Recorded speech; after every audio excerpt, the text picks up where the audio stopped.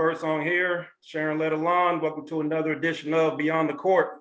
Today we have a special guest with us. 24-year NBA and European pro, 4-time NBA All-Star, and 5-time pro basketball champion as a coach. Sugar Man, Mr. Michael Ray Richardson, what's going on, man? What's going on, Sean? Thanks for having me. All right. Now, so, the season is almost towards the playoffs here in a little bit. The Nets, your previous team, we're going to get to your career in a minute. I want to ask you about, a trade, with James Harden coming over to the Nets this year. They've been playing pretty well. How far do you have them going, and have you been watching a lot of the season this year? Well, I've been watching a lot of the Brooklyn Nets. I think that James Harden, he was a great pickup. I think that if all three of those guys are healthy, that they could win it all. Right. Now, I have to ask this question. I've known you for, since I was a baby, of course, but I never asked you, where did you get the name Sugar? Where did that name come from? Well, it came from when I was at the University of Montana. Most of the guys that have the middle name Ray, there's always like a Sugar Ray behind it, like Sugar Ray Leonard, like Sugar Ray Robinson. And so I was so sweet on the court, they started calling me Sugar Ray. So that's how that name stuck. Right. You were born in Lubbock, Texas, grew up in Denver, Colorado. When were you introduced to the game of basketball? Well, when I moved to Denver, I was about 5 years old, and I went to elementary school, and the name of the school was Mitchell. And one day I was outside playing on the playground, and a guy by the name of Donald Wilson, he was out there watching us, and he saw how it just came to me naturally. So he said, well, maybe you ought to come up for the basketball team. So I came up for the basketball team, and then after that, I was on my way. I've always had natural, basketball skills. Well, Sugar, you had a scholarship to the University of Montana. Did you have a lot of offers coming out of high school, or? Well, I had a few. I had from the University of Iowa, I had it from Colorado State University. But the reason why I chose the University of Montana was because I was able to play like right away. So when I got there, I didn't have to wait a year. I was able to play all 4 years. The other schools were going to just redshirt you? Well, they weren't going to redshirt me, but, going there as a freshman, you always have to earn your way. So, there's guys, maybe that was like sophomores or juniors, was like a year, ahead of me. So I would have to wait my, have to wait my turn. What was the culture as far as Montana, like, let's say like off the court? You coming from Denver, you coming to University of Montana, you playing basketball at that time, what was that environment like for you college-wise? Well, when I first got there, it was like a shock because I came from like an all-black high school to an all-white college. So for like the first 3 years, I was the only black on the team. Wow. So, but it really didn't bother me because I was on a mission. Right. It didn't bother me. I was on a mission. Now, when you say you were on a mission, of course, like I said, you were focused and all of that. Did you have, and I don't want to say the word pressure, but coming from, like you said, an all-black school to all-white school, did you have like guidance at that time from whether it's teammates, coaches, to be like, all right, well, I know it's a different environment, but kind of keep you on, I guess, like a confidence-wise, that everything's going to be okay, Yeah, I played for a guy named Judd Heathcote. And if you remember him, he left the University of Montana, he went to Michigan State, and he won a national championship. So for my first 2 years, he was like a dad to me, So he made me feel really, really comfortable. Right. Well, at Montana, you were pretty sweet, and you lived up to that name, Sugar. You were first team All Big Sky. As a sophomore, junior, senior, averaging, your senior year, 24 points, 6 rebounds a game. At that time, with you having those kind of numbers and accolades, did you start thinking about going pro, or what age were you when you started thinking about there was a possibility of you making a living playing basketball? Well, I've always had that dream, that I wanted to get to the NBA. And then my junior year, I started to hear, people was interested. And so my senior year, I had a great senior year. And then when the season was over, you know how you have these, all-star games in Hawaii, and they take all the seniors. So before I got there, I was predicted to go in the second round. And then once I got there, played against like Sidney Moncrief, Bo Ellis, all those guys from all those big name schools, I played well. I had played all those guys over there. So while I was there, I moved up from the second round to the first round. Okay. Now you were the fourth pick, from the Knicks, in that draft. And I remember you heard the comparisons of Magic. I also saw where you heard the comparisons of even Walt Frazier, they were calling you the next Walt Frazier. During your rookie year with the Knicks, you didn't play that much. And what was that transition like for you to be, basically all Big Sky, you're all conference in college, then you get drafted, fourth overall. Then the coach doesn't play you that much. What did that kind of do to you mentally, would you say, at that time? Well, I was drafted by Willis Reed. So Willis Reed, he was only there for like the first 16 games. Okay. So after that, he had got fired, and they brought in Red Hosman, which he didn't believe in playing rookies. So what I did was I just had to wait my turn. And so during the season, I kept saying, well, when the season is over, I'm gonna go back home and I'm gonna work, play every day, and I'm gonna come back and I'm gonna get me a starting job. And that's what I did. I really didn't get down. I just said I had to wait till my turn. Right. And then I took advantage of it. Now you, in your second season, after you say you went and you worked out, you averaged 15 points, you led the league in assists and steals, and was named to the All-Star team. Would you say that your first experience sitting on the bench and all that stuff fueled you to your second season? You just had a breakout season. Well, I think that had a big part of it, but really fused me was the coach Red Hosman, because he didn't believe in me, because he didn't draft me, so he really didn't have a lot of confidence in me. So I wanted to show him that when I came back, exactly what kind of player I was, and I did. What I tried to do was I wanted to play at a high level every night, because you get a lot of guys that play maybe 50 games, 60 games. So I wanted to keep mine going every night. So every time we had played maybe like a Magic Johnson or Isaiah Thomas or Michael Jordan, I wanted to bring my A game, because those guys were getting all the press. You know what I mean? So so that just fueled me. Okay, so Sugar, I was gonna ask you, during your time at your Knicks, you were named 3-time NBA All-Star, recorded 18 triple doubles, which is still the second most in the franchise history. And this media started comparing you to Magic Johnson. What was that feeling like for you as one of the top players, in the league at the time? Well, the league started comparing me to Magic, but I was older than Magic. I'm a year older than Magic. Oh, okay. So I think that they had it backwards. They should have been comparing Magic to me.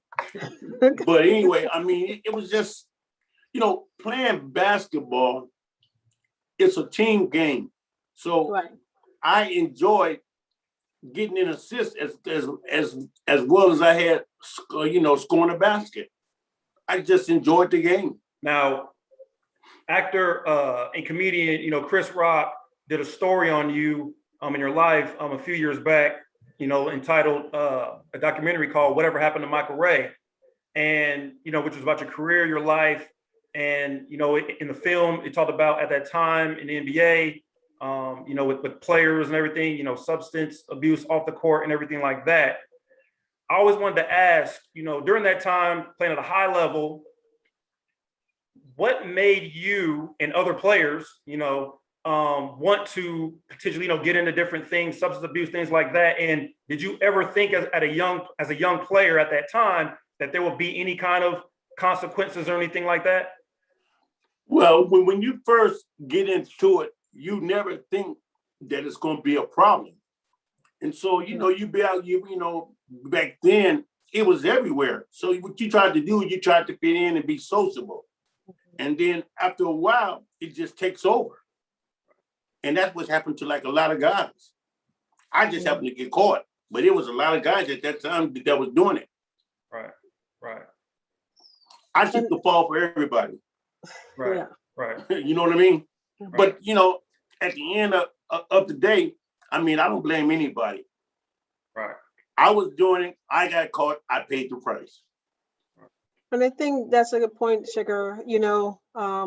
Just even today still continues I would say, peer pressure of people who just want to fit in, They may not want to do things. And the youth today, as you was speaking, I always applaud how much when you speak the real truth to these kids at these camps, it's like, just be the best version of yourself, And yeah, the whole thing is that, like Otis would always tell me, he would say, a true friend is not going to offer you something. You know what I mean? A true friend is not going to give you something that's going to hurt you. So these guys that I was dealing with, they like really weren't my friends. I was just trying to be out there and have fun, just trying to fit in. Right. And I was in the wrong place at the wrong time. Right. Because early on, like when I was in college, I never drank. I never did anything. I had my first beer. I was a second year pro. You know what I mean? So it could happen to anybody. And I said that I think that's a testament, really, to the 80s. It's happening now, but during that time period, I was in college. We would just throw in so much things around the world, and it was like, which direction do you go? I think, and then you were coming off of people coming off of the Vietnam War, so you had a lot of people coming back from what they saw, and their mechanism to cope was drugs. Drugs. They didn't want to discuss the reality of what they just lived through. That was, so it was accessible for everyone. Even now with this marijuana, well, just because it's legal, it's not legal in the professional world. And there's a lot of guys now that I'm sure that's in the NBA that is smoking weed. Just because in their mind they think it's legal. But anything that is a mind-altering substance, it ain't no good for you. Right. Now, when you say that, it's amazing how you and a lot of the players, you still were at the top of your game. You ended up, you got traded from the Knicks to the Warriors. You had to stint with the Warriors, Golden State Warriors. Then you got traded to the New Jersey Nets. Now, during your time at the Nets, with the Nets, you had some great teams, of course, with Otis Birdsong, Albert King, Buck Williams, Chocolate Thunder, Terrell Dawkins. And you made your fourth All-Star appearance during that time, including, beating the defending champion Philadelphia 76ers in the 84 playoffs, which a lot of people, whether it's film and people I talk to, is like, man, Michael Ray was like Michael Jordan during that series. Can you talk about the transition from going from getting traded New York to Golden State, then Golden State to New Jersey, and then it's almost like you're still on top of your game? Well, going to Golden State was probably one of the biggest, probably was the most problems of all. You know what I mean? First of all, I couldn't understand after coming off an all-star year, I would be traded to the Golden State Warriors. Well, I got to the Golden State Warriors, and my first game, I got hurt. And after that, it was all, it was all downhill. And then once I got hurt, then that's when I really got into it. You know what I mean? And I don't know why I got into it, but I got into it. And then I was able to, once I got traded, it was like a new leaf on life. You know what I mean? So I came back into New Jersey, and I put it down, and I started playing well again. And then, you know, we beat the 76ers. I made the All-Star team, so it's like I was back on top again. Yeah. And then I put myself in that situation where I had no business being, and I got back in it. And I wanted to ask you that, you know, you were comeback player of the year in '85, made your 4th All-Star appearance. Mhm. And, you know, during the offseason, you know, the Nets have rewarded you, you know, going into the '85-'86 season with a $3 million contract. So that had to be like, at that time, I've really arrived. Yeah. Because Yeah, your but 4th time you know, All-Star, you know. So what were your thoughts when you signed that new contract? And you It was was like, you know, they want me here. well, it was like, I'm back. You know what I mean? Right. And then, but when you're doing that stuff, all that stuff, it doesn't matter because it takes you away from reality. It takes you away from reality. Yeah. And then when you come down, that's when you think about it. But then it's too late. Right. Because you've already made that, you already made that choice. Mhm. That's something. Yeah. Could you elaborate a little bit more, Sugar, on, I think a lot of people don't really get, or not a lot of people, you know, it's draining on a player to be traded from team to team to team to team, you know, to the point that become like journeymen. You're like, you know, what day is it, and what city am I in? And that, for, I would imagine, as athletes at this level, that's hard because you're new organization, to be there for a couple of months, switch back again to another one. And, you know, that does mess with your mindset somewhat, doesn't it? Well, it messes with your mindset. But what you got to understand is that it's a business. And once it's all over, these people don't really care about you. I mean, if you can't do your job, that they're going to find someone to do the job. And so what you got to do is you got to put it in perspective that, hey, listen, I'm not here for like a long time. I'm here for like a good time. So what you got to do is you got to come in and do your job every night. Because if you don't do it, you ain't gonna be there. Right. It's like listen, with like these here teams and stuff, it's like playing checkers. You know, everybody's on the move. You know, right. And that's just the way it is. But the you know, difference now and back then is that these guys are making so much money. These guys don't really care. The only thing that's going to change is the color of the checks. That's the only thing that's going to change. You know what I mean? You know, it's funny you say the business. We had BJ Armstrong on a few months back, and you know, he represents a few clients in the NBA, and he talked about what these players coming up need to know. You hit it on the head. This is a business. You know, once players grasp the fact that it's a business, mentally they may be able to move differently as opposed to just thinking, I got to play basketball. Yeah, I mean, yeah. Listen, but back when you know, we played, we weren't making a lot of money, and back when Bill Russell played, they weren't making a lot of money. Those guys played basketball and they had another job. Yeah, these guys are making so much money now. Is that these here guys are set for their life, right? You know. But on that note, Sugar, a lot of that you said, they're making so much money right now, and they should be set for life. But also becomes to the point that a lot of the players who have these millions of dollars contract within a short period of time are broke. Well, because they're not, you know, they either have not the support, or then, you know, it's the education that it is a business. So learn some of the business acumen. So, you know, you go from an 18-year-old kid or a 19-year-old kid who's just struggling to give him a $20 million contract.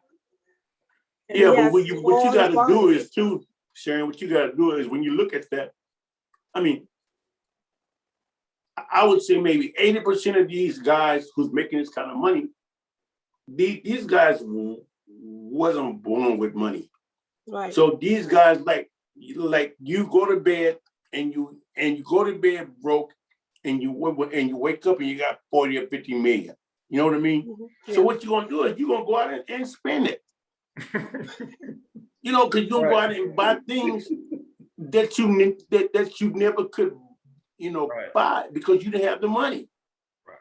But I think these guys are buying like maybe 5 or 6 houses, 9 and 10 cars. I mean, well, you don't really need all of that. Right. Because first of all, you can only drive like one car at a time. Yep. Right. So you really don't need that. But I guess as you get older, then you kind of realize that. Right. So man, this when you were playing, talking about players buying things, what was probably the most extravagant thing you bought? I mean, my second year, I bought a Rose, but it wasn't a new one. It was, I think I paid about 20 grand for it. It was an older one, Right. But still, at that time, I really didn't need that. Right. You know what I mean? I just didn't need it. But I was young. I had a lot of money. I just wanted to, I wanted to see if I could just go out and buy it. You know what I mean? You being in New Jersey, after you signed the contract, you went through, again, the substance stuff, and Commissioner David Stern at that time had implemented a new drug policy across the league, and you had gotten suspended for a couple of years, and then you started playing overseas, and you had opportunity to go back and play in the league, but you had eventually went on and played in the CBA and then overseas. Can you talk about the adjustment from the NBA game to then you going overseas playing? What was that process? One, leaving the NBA and then going overseas. So what people always say is that I was banned for life. I wasn't banned for life. What it was I was banned for 2 years. I went to play in the CBA for a guy named Bill Musselman. We were 65-10. We won championship. I had an offer to go play in Italy. Bob Hill, he was the coach. So he had called me, asked me if I wanted to come to Europe and play. I told him, yeah. For like 1 year, they had gave me $350,000 cash. I said, yeah, I want to go. So I got over there. And once I got there, I really, really liked it because we were only playing like 1 game a week. So, I mean, it was a lot easier. Right. It was like a lot of money, but it was only like 1 game a week. So during that year, like the team I played for, they had a 6-year in a row losing season. So as soon as I got there, I won the Italy Cup. I won the Italy Championship. And I took them to play in the Euro League the following year. Then I got a 2-year deal for like $900,000. So that second year, I was in touch with, Johnny Dawkins, who played for the 76ers. He had got hurt. So he had tore his knee, I think. So I had got a call from Gene Shue and Harold Katz. Harold Katz was the owner, and Gene Shue was the coach. And he asked me if I wanted to come back and play for the 76ers. He said that what they was going to do was they was going to offer me 1 year at $800,000, and then like the next year it wouldn't be guaranteed. So I tried to get them to guarantee me that year and the following year, but they didn't want to do it. So I just stayed overseas and played another 12 years. Right. I mean, it was a no-brainer. Because they didn't want to. And plus, it was a lot less wear and tear on your body. So that would explain why you said you played overseas for 17 years until you were 46, which for a player, that's old man status, you would say. Well, you know what though? But the biggest thing was I never had any injuries, so I was able to play for so long. And you said it wasn't as rigorous, like. Yeah, I mean it was easy on your body, and it was just a it's just a different lifestyle because over there, everything closes down from like noon to 4, so you got your rest period and you go back to work. Like in America, people work to survive. Over in Europe, they work to enjoy their life. Yeah. I mean, it's a big difference. Yeah, absolutely. And French said, such is life. You live, you you work to live, not live to work. Yes, exactly. You know, I mean, and over in Italy, the whole month of August, if you're rich or poor, everybody's on vacation. I mean, that's the way it is. Everybody's on vacation the whole month of August. Everything is closed. Oh, okay. Yeah, everything's closed. Mhm. So, Michael, you transitioned over from player to coaching. Can you tell us a little bit about that? Yeah, well, I learned from some good coaches. I always said if I coached, I wanted to be like Larry Brown, because Larry Brown was a great coach. He was a great communicator, and I learned that if you're going to be a good coach, you got to have good basketball players. Because without players, don't care how good you can coach, you're not going to win. And the biggest thing of coaching is not about X's and O's. It's about getting guys to believe in you and will play hard for you. If you get that stuff done, you're going to win. You go from playing the coach now, mentality-wise, what did you expect from your players as far as trying to get everybody on the same page, or was it still kind of like that player mentality? Well, when I was a player's coach. I mean, because you don't win games at practice. You win games during the games. So, like, what I did was I gave each man his own responsibility. So at the end of the day, you got to be responsible for your own actions. As long as they did their job on that floor, I don't care what they do outside of that floor. Right. And that's just being a professional. Right. Well, coaching, you coached in the CBA, you coached in Canada, you won a total of 5 championship rings. For you, which felt better, winning a championship, as a player or a coach? You won multiple Euro Cups and all of that while you were playing in Europe. What was the better feeling, championships in Europe, or was it being a coach and a 5-time champion? Hey, anytime you win, it feels good, player or as a coach. Because I'm going to tell you something. There's a lot of guys that have coached in the minor leagues for maybe 9 to 10 years and have never won championship. Mm-hmm. So anytime that you can win, you have to take advantage of that, because when you win, all the pieces have to come together in a puzzle. Because you gotta have some luck, but you gotta have some players, because injuries. I mean, anything could happen that could stop you from winning the championship. Yeah. So it's not just coaching and not just players. You gotta have, like, you can't have any injuries. It's like a puzzle. All the pieces gotta stay together. Right. And that's what happened. Now, Michael, I know you do a lot for the youth who at Ball Stars Youth Camp, and it's been very trying during the pandemic lockdown, reaching the youth like you used to. What would you say is when you speak to the youth, what are some of the things you tell them about, just being the best as they can? Because I think like Ball Stars it's more than just a camp. It's really trying to have them change their mindset. Well, what we always, what I try to do is I try to let, every kid understands that in America, you have an opportunity, but it's what you do with that opportunity. And you have to put yourself in a situation where you have to choose your friends, because there's a lot of people that's like good for you, and there's a lot of people that's not good for you. And at the end of the day, you got to be responsible for your actions. So what you want to do is you have to make the right choices. Right.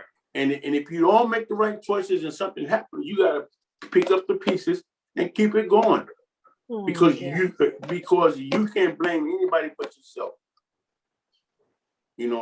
Here in America, you have a chance, but it's what you do with the chance. Now, what would be your message? Go ahead, Mike. Go ahead. No, because like you hear people. Well, life is not fair. Who said life is fair? As long as you have an opportunity, then you can do what you want. Right. It's up to you. Now, what would you say to aspiring athletes or college kids, even high school kids that high school kids who have aspirations of playing in college or beyond, what would your message be to them, saying that you achieved what you achieved as a player and also as a coach? So really, you got the best of both worlds and have seen, even overseas game and in the United States, playing in the NBA, you really know what it takes if you want to play in the States or abroad. What would your message be to them? But what you got to do is you got to put in the work. Yes. If you do the right thing and you work hard, it's going to pay off. You just got to work. But I'm going to tell you something. But making it to the NBA is a difficult thing, because you got to have skills, but you got to have luck. Yeah. It's like a puzzle. All the pieces got to come to, they got to come together, because it's not for everybody. I mean, there's millions of players. It's about 460 something, NBA jobs. There's not a lot of jobs. So the chance of you making it is slim and none, but that's to say that you won't make it. Right. But it's really, really slim. Right. In addition to, you doing the camps nationally with Ball Stars and also coaching, you were also in the NBA with the Denver Nuggets. Can you talk about at that time what you were doing out with the Denver Nuggets in the community and how that all came about? Yeah, I was working as the ambassador of the Denver Nuggets. And what I was doing was I was playing overseas, and I had just got finished playing. So I called David Stern and told him I wanted to try to get back into the NBA. So he made some phone calls. I lived in Denver. He called in. I met Kiki Vandeweghe, and it was on. So, but what I was doing was maybe like 2 or 3 days out of a week, I would go to the schools, put on like a clinic, speak to the kids about education and, about how important it is to, get your education. Also about staying away from drugs and alcohol. Now, I got to ask you this. We talk a lot about basketball, and I've never asked you this question. Who is your Mount Rushmore all time on basketball? And if you want to put yourself, that's fine. But I want to know, who was Michael Ray Richardson's who was my guy was Julius Erving, because I saw him play in the ABA. So when I was in high school, I always wanted to be like Julius Erving. I mean, guys saw Julius, like later on when he got to the NBA. But if you would have saw him in the ABA, there was nothing like him. There was nothing like him. He was special. Bill Russell, right? Michael Jordan. But I put all those guys like Michael Jordan, LeBron James, Kobe Bryant, all those guys. Are they special? Yeah, but they were no special than like me and your dad, because we all had talent. I mean, one thing about being a basketball player and you playing against each other, the first thing is you can have no fear. At the end of the day, if you cut him, his blood is red too. Right. So really he's no different than you. I feared no man. Right. I think that's this wonderful point to say, Sugar, because if you're going to be afraid of, like you said, Jordan or whoever, I love, like you say, when you get on the court, you bring your game. Everybody's equal on the court. I don't care how much you got. Prove yourself on the court, and you're not all going to have all good days. Yeah, because just like I heard like a lot of guys say, I feared Jordan. I didn't fear any of them. I wanted them to fear me. You know what I mean? When you saw me, I was gonna come at you, and that was the bottom line. I wasn't gonna let you just come down and have your way. Right. You know what I mean? No, I mean now, that's not how it goes. Is it true that when you guys played the Pistons or any team, would you really go into the opponent's locker room? Yeah. Talk trash and you get them riled up? I'll tell you what, ask Isaiah. He'll tell you. I used to go to his locker room because this Isaiah is a great player. Isaiah Thomas. But at that time, Isaiah, Jordan, Magic, Larry Bird, that they was getting all depressed. So every time I played against those guys, I wanted to go at them. It was serious business. You know what I mean? Right. And that's what it was. Right. All right. Now, we always ask our guests when we wrap up, it could be off the court, on the court. What does being an American baller mean to Michael Ray Richardson? American baller means to me is that you're giving opportunity to a lot of kids that wouldn't have the opportunity to chase their dream. Beautiful. Go. Thank you.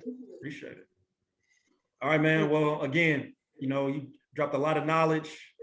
Always a pleasure, talking with you. You're welcome anytime. I just want to appreciate your time again, and thank you for being here. All right, Sean. Thank you, you, Michael. And thank you, Sharon. Okay. I'll see you in June. I'll see you guys.